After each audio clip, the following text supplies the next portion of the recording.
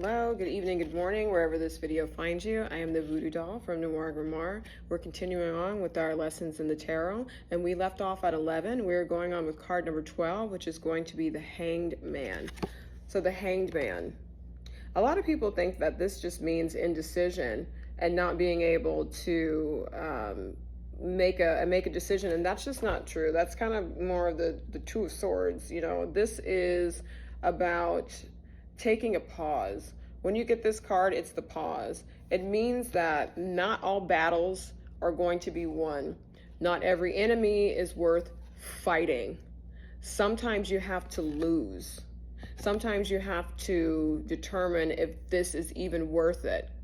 Sometimes you have to let karma, which I don't really believe in, but we'll say karma, take its place and not have to intervene. Every battle doesn't need a magical ritual after it. Everything is not worth magic, fighting, trying to intervene. Sometimes people just get what the fuck they get when they get it. And if I were to get this card in a ritual, I would know, okay, this is telling me to take a pause. I don't need to go after this person, or maybe I'm going to lose and it's going to hurt and it's going to be unfortunate, but every battle can't be won. This is saying it might not even be worth your energy. If this card is reversed and it's upright, it could be that you have a tendency towards masochism. I'm going to torture myself by trying to move forward and fight this battle that the universe is telling me, you know, bitch, let it go this time. Like, you know, they got their lick. You'll get yours in a different time. There's times where you've won and other people have been bitter and salty. And this is saying, don't be salty. Just know that every battle can't be won. It probably wasn't worth your energy and your time anyway. And the thing that you want may come about naturally later on. It doesn't tell you when. It could be a year, a month, a decade, whatever it is. It's probably going to come true on its own. You don't have to intervene. So that is the Hangman. Now, if I were using this in a ritual and I had an enemy that was coming after me and maybe fighting and all this type of stuff, maybe I would use this energy to soften them up and just tell them, hey, chill. Maybe they would get this wave of, you know what, I'm not even going to continue with this lawsuit because it's not even worth it. Like, they may forfeit after you use this energy in a ritual. You know, if you're fighting a nasty divorce or something like that, and they're trying to go after all your belongings and everything, and custody of the kids or whatever, you may use this Hangman energy, and they may think, you know what, I don't even have the energy for this shit.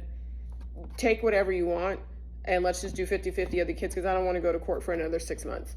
And, you know, I don't want to fight.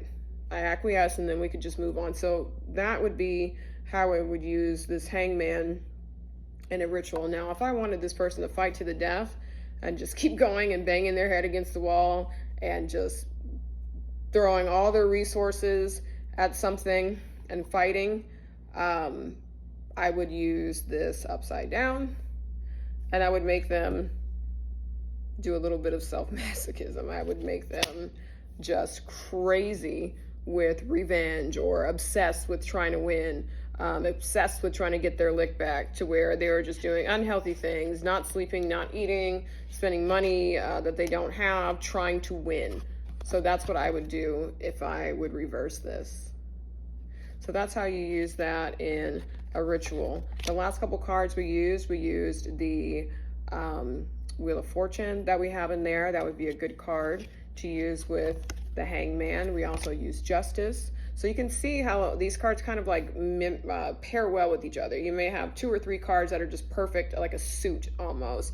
Justice, Wheel of Fortune, and the Hangman work really, really good when you're trying to mess up people's perception of time, trying to destroy their drive, their resilience. Those are really good cards to use together. Like in the beginning of the tarot, we had the Fool, the Magician. Those are really good cards to use together. So you'll start to see that some of them are kind of like they fit together in suits. So the Hangman, think of some examples, or maybe who is the Hangman in your life. Maybe somebody was like, you know, I'm not gonna trip. I'm just gonna walk away. I'm super chill. It's whatever. They have that Hangman energy, upright. And then you have somebody that's, you're like, damn, you know, doesn't look like you're gonna win this. Like, maybe you should just walk away. And they're like, fuck that. You're like, okay, there we go. That's that energy of that Hangman Reversed, they're going to go bang their head against the wall 1,000 times. Doesn't matter what you tell them, they're going for it. They're going for it.